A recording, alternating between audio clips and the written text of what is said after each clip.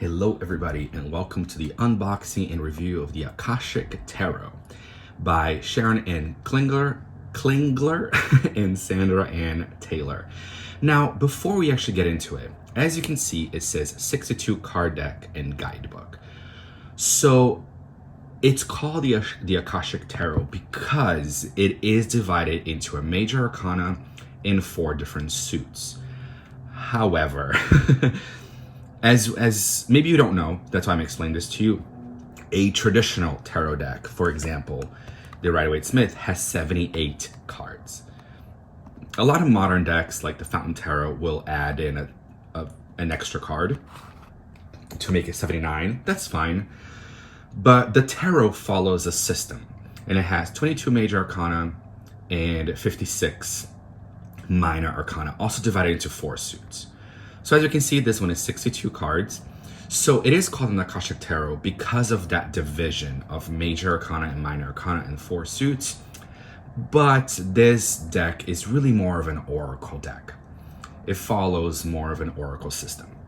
That's my disclaimer. So, for example, I'm trying to think of another one that's called a tarot deck, like the Osho Zen Tarot. That one also has a major arcana and 4 suits. That one does have 78, I think it's 78 or 79 cards. And it kind of follows. Also, the Psychic Tarot and the Psychic Tarot for the Heart, those don't have 78 cards, but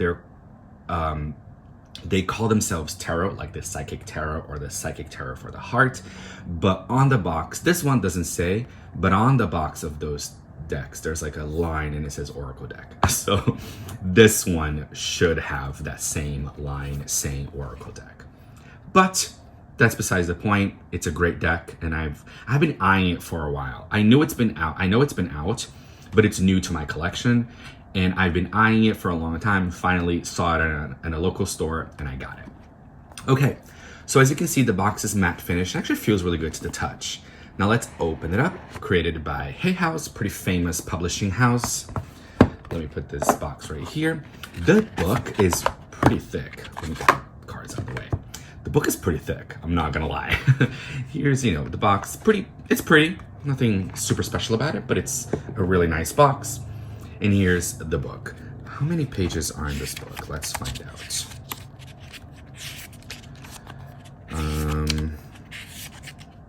I guess officially it's 221 pages. That's a lot. Almost angel numbers. Okay, so let's take a look at the guidebook. So we open it up, and here's the table of contents. So you have the major arcana, you have the minor arcana, with the suit of scrolls, the suit of roses, forces, and keys. I've read this book, and they don't really, some of it kind of like you can relate to the traditional tarot, like swords, cups, pentacles, because the suit of the roses, it does talk about how it's emotions, for example, commitment, loving elementals. For example, that can kind of be the suit of cups a little bit, but I'm really not going by that. This deck is so unique and different that I'm not trying to make that bridge between the traditional tarot and this deck. I'm gonna treat the Akashic Tarot like an oracle deck. Anyway, so we have here introduction to the Akashic world. So if you don't know what the Akashic records are, or the Hall of Records, this will explain to you what that is. Opening the records through the Akashic Tarot, about this deck, how to read the cards, spreads, and the meanings of the cards. Then we jump into the meanings of the cards. Here we go with the more content. Introduction to the Akashic record, the Akashic world. The Akashic records are fields of energy and information that contain all wisdom, along with all the technical, scientific, and creative knowledge throughout time. So I lately have been called to work with the Akashic records. I'm still learning. That's also why I got this deck too. And this is actually a pretty good introduction to that. It's not going to teach you like a whole lot about the Akashic records, but it is going to get you, it's going to get you like your toe like dipped into the waters of the Akashic records. And plus you've got the deck to learn from, to grow from, and to really dive deeper. We have opening the records, how to do it in a meditation or different. There are 3 keys to opening the Akashic record. So this will go through the 3 keys. Then we have about this deck, a bit of a history and how this tarot deck is unique. So they are aware that this deck is very different and explains the differences between the 2. The minor and major arcana. The suits, so we got the suit of roses, comprises relationships, emotions, family, children, homes, personal and inner conflict, and communities. Then we have the suit of scrolls, reflects the world of mind, communication, and study. So we could like associate that with the swords if you are trying to make that, to bridge that gap. Then we have the suit of keys, represents the values, wealth, success, worth, abundance, career, authority, confidence, achievement, and power that you can experience and express in your life. And the suit of forces. It's all about energy, consciousness, and the natural law of the universe. The people of the minor arcana, so there are queens and kings, ascended masters, and angels in this deck, which I love. I love working with those energies. And it explains like all this good stuff right here. How to read the cards. Responsibly using tarot as a tool, phrasing your questions, preparing for a reading. So if you're brand new to tarot, this can definitely help you. Or if you just want a little refresher, tapping to the Akashic cards with the mini processes. So these mini processes are in the meanings here. And we're going to go through that in a little bit. So I'll talk through the mini processes in a second. Then we have spreads. We have spreads about telling time, which is really interesting. We have taken overview of the spread. Then here we've got the 1 card pull. We have a 3-card spread. We have a pyramid spread. The astrological connections to the pyramid spread. We have, what is this? This is the Wheel of Life. And then you see it here first, and then it's on the second page. The Wheel of Life, explaining the cards, the placements and what they mean. Let's see what else. Okay, and then we go into the meanings of the cards. So let's get into that. So for example, the first one is Oracle of Delphi. We see it right here. We have the upright position. We also have a reversed position and the Akashic Force. So this Akashic Force is that mini process that we saw. Where was it? A little bit back here. We'll get there. Did I pass it? I think I did. Oh, here we go. The mini process. So tap into the Akashic forces with mini processes. So here it is. It really is mini, but it's like a visualization or a little bit of homework to really like tap into the Akashic records or the Akashic library, for example. It's got a few different names to it. None of them are wrong. You can use whatever name you choose. So for example, this one for the Oracle of Delphi says, close your eyes and go within. Feel your psychic energy growing, expanding upward from the very depths of your being. Now notice the first thing you sense. The interesting thing about the Akashic records is you can go in there with like a specific question. Like you come to the cards with a question, but you might be shown something wild. Maybe you're asking a question about time or career, and then you see a rose, and that's all you see. So this deck will kind of take some time. The Akashic Library kind of takes some time for you to receive that message. If it's a visual or a word or something that may seem disconnected. And through your life, through your days, after your reading, is where like you might see that symbol over and over again, and it's going to reveal itself more and more. So I in my opinion, this is my opinion, in my experience, is the Akashic Library reveals it to you, but it explains it to you in like parts. Anyway, so that's how it is for all the cards. Archangel Michael, for example, we have the upright, the reversed meaning, and the Akashic Force. So here we are in the major arcana. These are the numbered cards. Let's go to the minor real quick. For example, the 4 of Scrolls, the karmic trench. You have the upright, the reversed, and the Akashic Force. So the major and the minor arcana get, which I love when they do this, the same amount of love.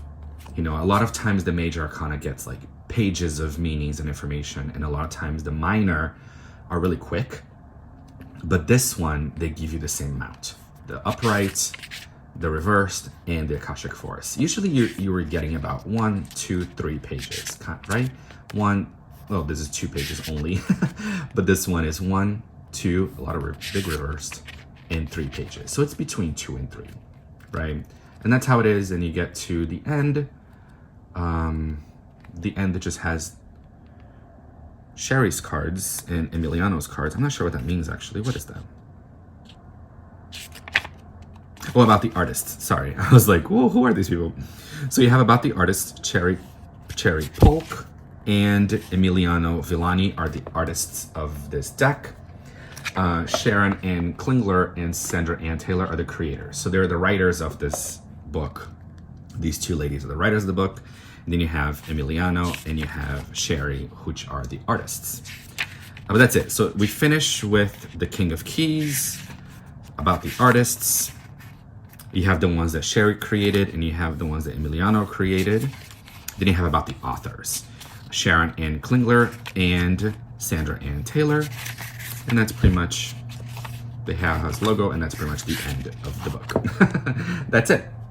Okay, so let's look at the cards. As you can see, I have not gone through them myself. So we're gonna go through them together. Okay, here are the backs. I do love these backs. They're really intricate and beautiful. Color scheme is really nice. The edges are just white. There are no edges to it. Okay, so I will show you guys all of them. So if you don't wanna see all of them, you can kind of jump around. You can skip ahead or jump this part altogether. But as you saw, I just opened them so they are in order. So we've got number 1, the Oracle of Delphi, the Akashic Library, Archangel Gabriel, number 3, Baith. I'm not sure how to pronounce that. I'm saying Baith, but it's birth. Hilarion is an Ascended Master, the Divine Physician, Archangel Raphael. That's beautiful. Fated Meeting. Ooh. So you see, for example, this would be, if I'm going to relate this to the tarot, this would be the Lovers, right? But the Lovers is number 6, not number 7. So you see what I mean? Like, it's not a tarot traditionally. Oh, here's Archangel Raphael. Okay. I wonder why he's not the Divine Physician.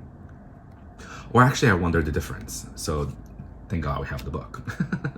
Archangel Michael, the Light of the World, the Ark of the Covenant. So it's, as we can definitely see, it's got some religious aspects, which that doesn't bother me. It might bother some of you out there with perhaps some religious trauma or anything like that. But I also appreciate that, like, we went from the Ark of the Covenant, that's very Abrahamic religion, into now the Buddha prepares. Now we're getting a little bit into Buddhism. So I like this. Initiation and the Count Saint Germain. The Muse, this could also be a bit Greek also. So I like the variety that's in here. Caught in the Ruins. The Lookout. We got some pirates. Up in the Air. One thing that I read in the book too is that, like, when you pull a card, perfect on the reflection card that I'm going to talk about this. So one of the exercises in the book is you look at this image and you imagine in your head everything moving. Like, you create a little movie in your head. Like, who are these 2 people in the boat? Where is the boat going? Why is it at night? Like, who are these other people? And like, where? So you can definitely, like, sit with these images and create a story. So I found that to be really, really interesting. Will, Wisdom, and Mind. Uriel and the Sphinx. Oof, interesting. Now, this deck is definitely one that I'm going to depend on the book for a long time. At least for me. So then we have the Suit of Scrolls, One of Scrolls, On Track. This would be a great card to get to know, like, if you're on the right path, right? It's like, am I on track with my spiritual healing? And then this card would say yes. So anyway, like, I feel like this is definitely a deck that, yes, I can use my intuition, and I will use my intuition, because even the book really encourages you to rely on your intuition. But with a book like this thick, I'm somebody who I love reading from the book as well. I trust my intuition. I whatever I receive intuitively, I go with it. But I also really like reading from the book. The Sands of Time. Oof. Intricacies and Industry. Paths Unknown. Oh, that's cute. You have like a fox on one path, a squirrel on one path, and a raccoon on another path. Haha, how cute.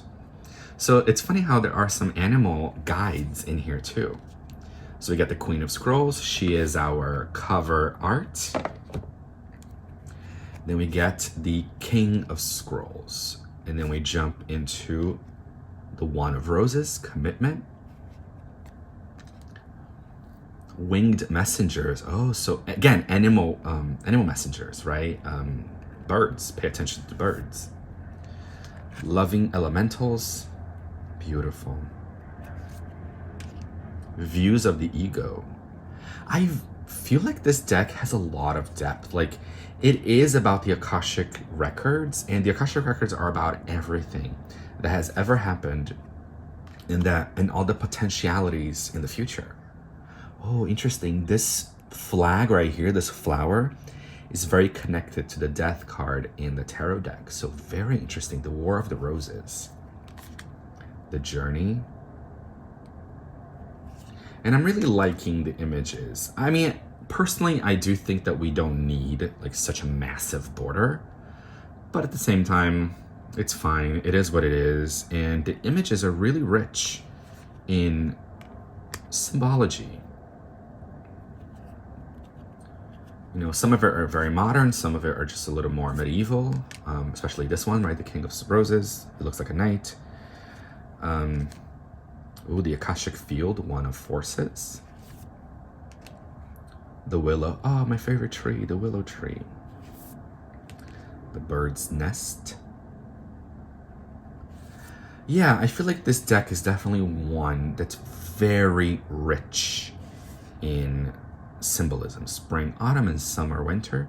Interesting how these are like polar opposites of each other, right? So I wonder, I guess like the autumn would be, oh yeah, see? I just noticed that this is reversed. So if you see it here, the picture on the bottom is upside down. And if you flip them, then the bottom picture is now upright. Or now will be the top picture. Okay, that's cool. I like that. Yeah, like again, this deck is so intricate and so, there are so many layers to each card, I feel like, that I'm gonna spend some time with this deck. I want to spend time with it. I want to spend time with the book. The Queen of Forces. That's beautiful. The King of Forces. And then we get into the Suit of Keys, the Architect. We're now in ancient Egypt, which also, like, if you're doing an Akashic records, like past life reading, you can maybe the Architect isn't like what your profession was in a past life, but we take this away and like, oh, you were in ancient Egypt. How awesome is that? So we got the Treasure, the Chess Game, okay, Clearing the Way. Oh, wishes fulfilled. I love that. In Crescent Moon. Huh. Usually you hear Crescent Moon, but in Crescent. I'm intrigued by that. The Ascent. The Master Artisan. The Queen of Keys. And finally, the King of Keys. These are the backs one more time of the Akashic Tarot. Well, like I said, it's a very complex and a very layered deck. I'm really intrigued to learn like more from it, to dive deeper into it. I hope you guys liked this unboxing, this review of the Akashic Tarot by Sharon Ann Klingler and Sandra Ann Taylor. Thank you so much for joining me, and I'll see you guys next time.